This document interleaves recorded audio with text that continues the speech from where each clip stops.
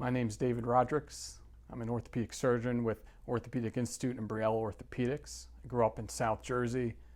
My college was University of Notre Dame, go Irish. I was there for 4 years. Did my medical school training at Thomas Jefferson in Philadelphia. My orthopedic residency training was at Robert Wood Johnson, where I was a chief resident my last year. And I did a year of specialty training for my hip and knee fellowship in Scripps Clinic in San Diego. What inspired me to choose orthopedic surgery as medicine was actually I got very fortunate. I was on my medical school rotations at Thomas Jefferson in Philadelphia and wasn't really sure what I wanted to go into, but I knew I wanted to do surgery and do something that was challenging. I rotated on my orthopedic surgery rotations and fell in love with it. I felt the people that I was working with were fantastic. We were all very similar and like-minded. I really felt that we were doing a lot to help people and change their lives. The types of surgeries that we were doing were very interesting. There was a large variety to them. And so for me, it was something that was just like taking a fish to water. It just felt like the right thing to do. And that's why I made the choice to pick orthopedic surgery. The way I make people feel comfortable is I'm a very down-to-earth guy. And when I come in the room, I think people really can sense that about me. I try to be very warm and friendly and accommodating. I know everybody's a little nervous when they come in to see a doctor. Everybody's expecting bad news or you're going to be told you need surgery. And so I try to allay those patients' fears. I try to find something out about the patient personally that we can relate to and sit down and just talk to them as a regular person and make sure they give them all the options that may help them make their choices. And again, the most important thing is to not leave the room until they feel comfortable.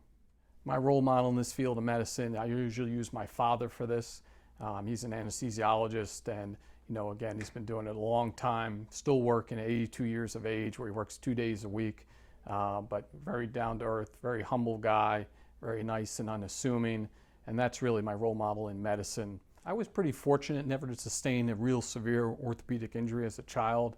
I played a ton of soccer and did a lot of the silly sports that we probably shouldn't do. I boxed for a number of years, played rugby for a number of years, had a lot of nickel and dime injuries, I like to call them.